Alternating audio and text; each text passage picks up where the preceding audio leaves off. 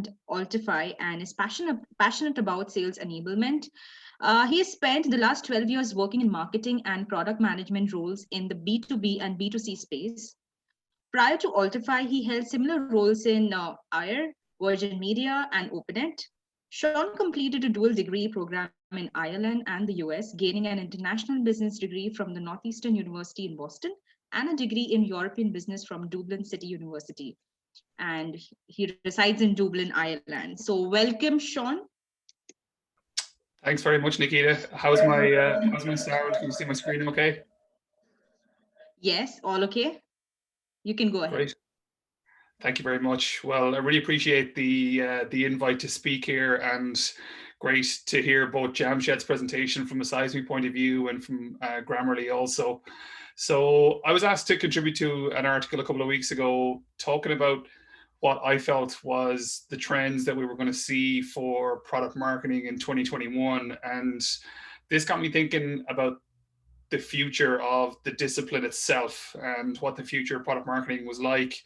So when I was talking to Mankirat, talking to Garima about actually speaking here, I didn't necessarily have a fully baked out view of what I was going to talk about, whether it was going to be Upland specific or something in general about the discipline. And that thought process kind of brought me to here and thinking about the future, the function. And it's something that I've been involved in product marketing for about 10 or 12 years now. And I've seen the growth and the evolution of it. And I think it's a really interesting topic. So I'm hoping to drop some knowledge on you guys today and some insights as well. So about me, Nikita gave an overview as well, but I'm based in Dublin. She talks a little bit more about the professional experience, I guess, personally. Married with 2 kids. My wife also works in marketing. Some of the other pieces that I do, I'm a Product Marketing Alliances ambassador. I also host our revenue optimization radio podcast from Upland Software, and I have experience working in the US and Japan at the start of my career. When I'm not working in Upland Software and thinking about product marketing, I try and play a bit of golf and attempt to lift weights poorly. So that's it about me. So what we're going to talk and cover today is the future of product marketing and where I see it going. There's 3 distinct stages to the presentation. First is talking about the rise of product marketing. And obviously everybody who's attending the session here today will be aware of how much more in the mainstream the product marketing is now than it might have been a couple of months or even years ago. My take on why the broad remit of the role is actually unsustainable and what we can do about it. And then what the actual future does hold for the profession and some of the advances that we're going to see in general. So from the rise of product marketing perspective, you can see from the top banner here, I went on LinkedIn a couple of days ago and had a look at the number of people in LinkedIn who actually said that they were a product marketer or had product marketing in their job title. And that was over 104,000 people. So this is really a discipline and a role that's increasing in size and scale. And product marketing communities that cater to that are really growing at a massive rate. So you have the Product Marketing Alliances, Product Marketing Alliance, which I'm an ambassador for. There's also the Product Marketing Community, which is over 20,000 members. And you have other organizations like Sharebird as well are propping up. And even I think this whole conference from a Markets and Markets point of view, Markets and Markets is a huge research brand, and they're obviously seeing the growth of product marketing itself and as a discipline. So these are all places and opportunities for marketeers and product marketeers to both learn and grow. And I think that's a really positive development. So when I look at the role and some of the key responsibilities and areas that I would perceive to be key to both my day-to-day and the profession as a whole, the first is go to market. And that's really where I would say the definition comes in and where product marketeers came in general. That's around successfully bringing products to market. And that is number 1 in my goals. And we use the V2MOM Salesforce goals structure. And that's always number 1. How can we bring products to market? How can we make sure that they're effective and having cut through in the marketplace? The second piece is positioning and messaging. And that's defining market position and distinctive messaging for the marketplace. really important. You'll have seen a lot of people, I'm sure, on this call will be aware of April Dunford and her work in the positioning and messaging space, but it's really a key part of the role, and probably something that we look at from time to time, try and get right, but then don't come back to for quite a while. So this is an area I think that's really important, that probably needs a little bit more focus. Sales enablement, we obviously had Jamshed from Seismic on, and a couple of presentations ago talking about sales enablement. Massive part of the product marketing role. Creating and delivering sales collateral and overall sales enablement is a huge part of any product marketeer's job, and a really key focus as well, in that they can get that two-way feedback going with salespeople. Fourth piece that I would look as a kind of a pillar, I suppose, of the product marketing function is that competitive intelligence. So leading a cross-functional competitive intelligence function is really important and crucial, so that the product marketeer knows the marketplace, knows who the competitors are, what advances are being made. They can keep all of their salespeople up to date via competitive battle cards, but also feed that information and that market information back into the product management organization and the product management team as a whole. So I think this is where product marketeers, I think, have a lot of influence, right? And I think that influence has been growing over the last couple of years. And I like this graphic from Drift, which shows product marketing as that center of the Venn diagram between marketing, product management, customer success, and sales. And we really sit at the intersection of all of those different defined product areas. And that has allowed us to grow our influence over time. It's why there's 104,000 people on LinkedIn with product marketing in their job title. And it's a pivotal part of the organization. But what that influence, it has come at a cost, in my view, because when you're that in the middle of that intersection, you're talking about that center of the Venn diagram, you're touching off a lot of different areas in the company, but you're not maybe necessarily owning one particular space, and that has its drawbacks. So we talked a little bit about the four key areas as I see them. So product marketing, I think, because they drive a lot of value and bring a lot of value to all the conversations that they're having, from being succinct in terms of messaging, being really good in terms of market knowledge, sales enablement content, being that hub for sales and CSM and product and all of those different areas, and marketing as well. We have a really broad remit and responsibilities, but still the influence, in my view, is low. And when I say it's low, I mean that it's not that product marketing is not having an influence, it is, but there's massive scope for us to grow our influence in the organization. If you look at the State of Product Marketing survey completed by the Product Marketing Alliance, on a scale of 1 to 10, product marketers feel that they've, out of 10, on average, about a 6.5 point influence on company goals and strategy. So there's a lot of white space for us to go into, I think, is the key point I'm trying to make here. Because if you look at an NPS scoreline, a 9 and 10 is a promoter, 7 and 8 is a neutral, 6.5 is technically a detractor. So if you look at it on that scale, we still haven't made it into that neutral phase. We haven't made it into that promoter phase of product marketing's development. So there's a massive scope for us to grow here. So this is what I'm going to get into now, why I think the broad remit of product marketing is unsustainable. And then towards the end, we'll get into how I think we can get around some of those issues. So the key responsibilities in theory, which I talked about: go-to-market, positioning and messaging, sales enablement, and competitive intelligence, all really important core key parts of the role. But there's a theory and then there's the reality. And the reality is that the role is much broader than you would even say, I think, on many different job descriptions when you actually get in under the hood and start helping out from an overall marketing function perspective. Those four key areas have many different offshoots. And here are just some of the ones that I think are what the reality is of the role and how broad it is over and above those four key areas. Pricing and packaging is a cross-functional area which will cover marketing, finance, but product marketing is heavily involved here as part of the overall go-to-market process. And I've seen a lot of communications lately around how people are pushing for product marketeers to have a lot more influence and say in the pricing discussion, which is great. But again, it stretches resources once again. Analyst relations is another key part of the role. Analysts are going to want to speak to people who know the market, the product set, and the customer really well.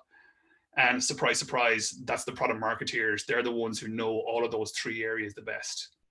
From a campaign ideation perspective, this is probably not going to be in every discipline and in every company, but product marketing do work really closely with demand gen on campaign ideas and generating new content. That's a key part of the role.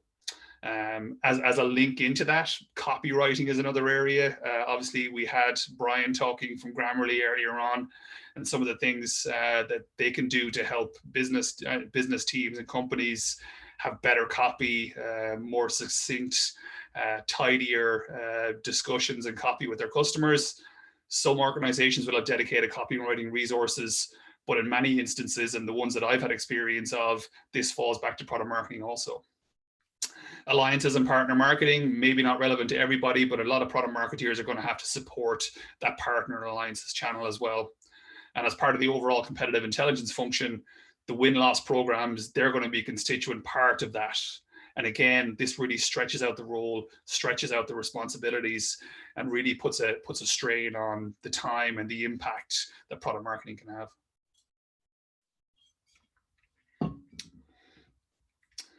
So for me, one of my favorite quotes here from Steve Jobs, and although I'm not the biggest fan of Steve Jobs in the world, one of the things that he talked about was focusing is about saying no and really picking your battles in terms of the actual projects that you actually get involved in. Because I think product marketers are almost a victim of their own success in that the value that they're delivering cross-functionally and across all of those teams is so strong that everybody wants a product marketeer involved in their project because they know the value they can bring.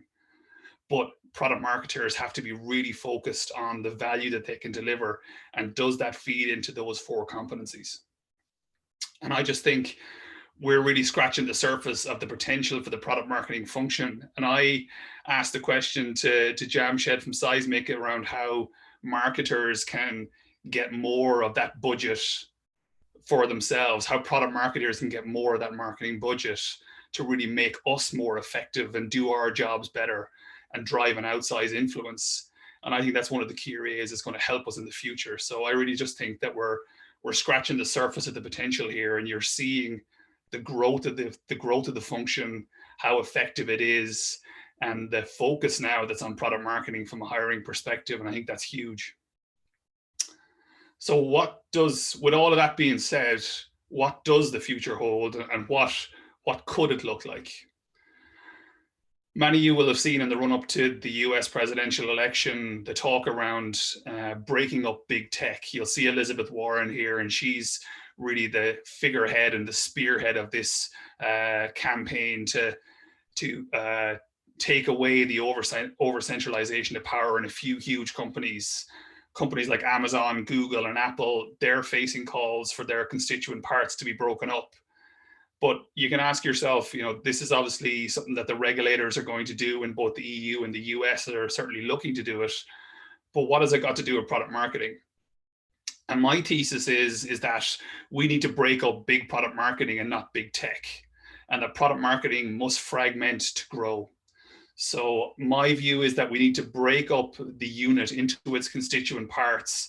And it's not because we've amassed too much power, but because we haven't amassed enough. And if we go back to that influence level, that's 6.5 out of 10, that last 35% is really there for the taking for us from an organizational perspective and an influence perspective. And like I say, we really just haven't scratched the surface of its potential yet. So in my world, what should that product marketing structure look like? So for me, in a utopian world where we have all the resources that we need and we can get as many positions signed off as we possibly can, you'll have a VP of product marketing who's going to have a director of go-to-market, a director of messaging and positioning, and a director of sales enablement. And in many organizations, that's one person. And we need more than that. And that comes back to the question again I was asking Jamshed earlier on. From a go-to-market perspective, they're going to be looking at things like competitive intelligence, pricing and packaging. How does that level up into the go-to-market function? The messaging and positioning are going to be looking at the copywriting. How does this read on the website? How do we show up for our customers on our data sheets, our blogs, our website, our ebooks, all of the material that we create? How do we position and message that in the right way?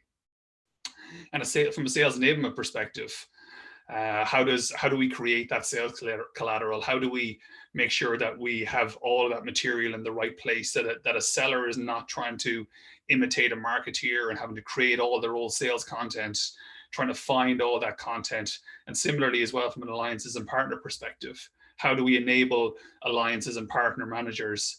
In an ideal world, that would all ladder up into a dedicated director of sales enablement. But unfortunately, this is the real world, and we're not living in a utopia like the one we see on the left-hand side of the screen here. We're in the midst of a global pandemic. Everybody's aware of that. Their budgets are really stretched from a resources point of view. Everybody's crying out for new resources, from customer success to sales to product management. Everyone's looking for more resources, looking for more people, and everybody's stretched. And that comes back to the topic I was talking about earlier on. Product marketers get involved in everything. They don't say no to a whole lot because they know they can add value in different areas. So this is where the automation piece comes in. And I think this is an automate or die discussion here, because from an engineering perspective, there's an insane amount of no-code tools and low code to speed up engineers' work. And from a product marketing perspective, I think we have a ton of tools. We have a lot of Trellos, Asanas, things that allow us to manage our tasks and our to-do lists. But automation and real automation of our day-to-day jobs and the pieces that can help us move faster, they're rare in my view. And according to the State of Product Marketing report, 58% of product marketers have budget for software tools. But are they really making their lives easier? Are they really taking away tasks from them on a day-to-day basis that free them up to focus on the core areas of sales enablement, of messaging and positioning, and of go-to-market? We look at something like competitive intelligence. Only 28% have budget for competitive intelligence software, and 47.5% for written content. So again, massive white space for product marketing to get a larger portion of that budget. And when we talk about that budget, I think you look at some of the average salary for a product marketeer, for example. So a lot of companies will have one product marketeer or two, even in the mid-size range. And the average salary in the US for a product marketeer is $150,000 per year. If you take something like competitive intelligence, that's maybe going to take up about 20% of your time. That's 30,000 euros worth of salary on competitive intelligence alone, trawling through websites, looking at reviews, automations and emails that you get from Google that your competitor is doing something. If you could take a portion of that time that you spend on competitive intelligence and actually invest it in an automation tool, something like Clue or Crayon, that's going to be a portion of your salary from a product marketeer's perspective. Similarly for messaging, I think there's some amazing companies propping up here in the copy space and the copywriting space in terms of messaging and positioning. Two of the ones that I've seen recently are Copy.ai and GrokSpark, which are running pilots and trials to help you define your positioning and bulk out your copy based on your core value proposition. There's a massive amount of scope there for growth and for automation and for pretty small outlay in the overall terms of a product marketeer's function and cost. So again, you take that away from a product marketeer's day-to-day and it frees them up. It frees them up to add value in all of those areas that I talked about earlier on. Sales enablement, we obviously had a presentation from Jam Seismic. They're doing really great things from a sales enablement point of view. Highspot are making a lot of noise in the market. My own company, Upland Software, is a sales enablement tool from a post point of view, giving you that central hub from a content and a collateral perspective. And again, sales enablement tools are moving from straight repositories into areas that are going to bring an awful lot of automation. They're going to be putting content in front of sellers when they need it in a situational way. And I think that's an area that's going to see a lot of advancement in 2021, and another area where we're going to need more budget and more business cases to say that this is going to save us a lot of time. We need to push for this resource and make us more effective at our jobs. Similarly, for pricing and packaging, companies like Profitwell, Scoodle are making a lot of noise in the market as well. And for small outlays in the overall terms of the amount of time that you spend on these different functions, you can bring in automation or bring in experts that are really going to help you do your job better.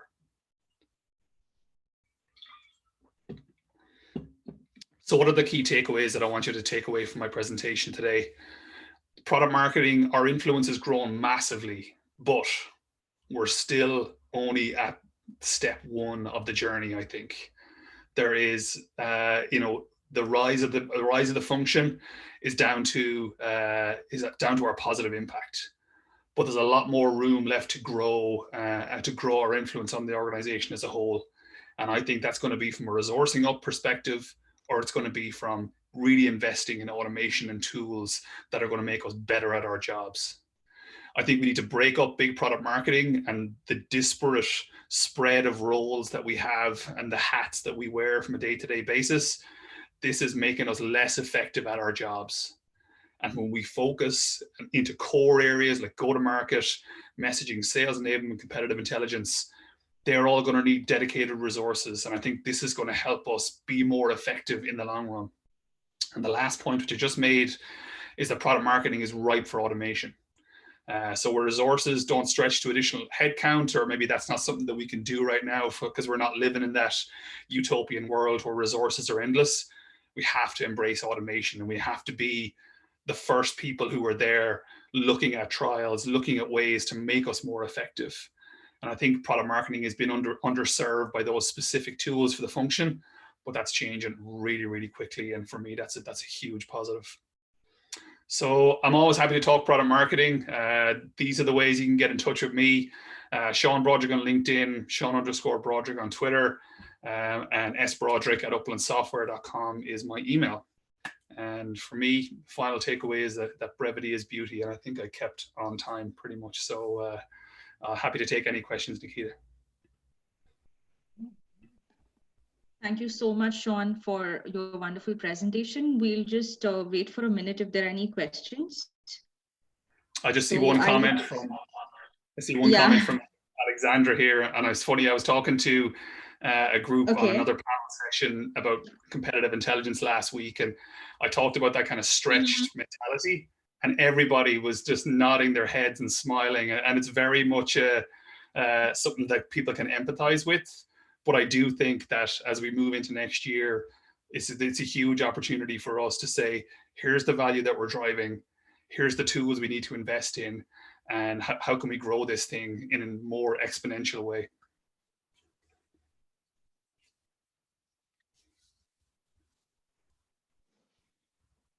Any other questions? We just have a compliment for you. No, we just have a compliment for you from Vivek and Robert, saying that a very nice, a great presentation, Sean. I really appreciate it. And so in case if they want to reach you, yeah, so I guess they will reach out to you offline in case you can share your email address if you would like to. Yeah, absolutely. Just a moment. We have one from... We have one question from Jennifer.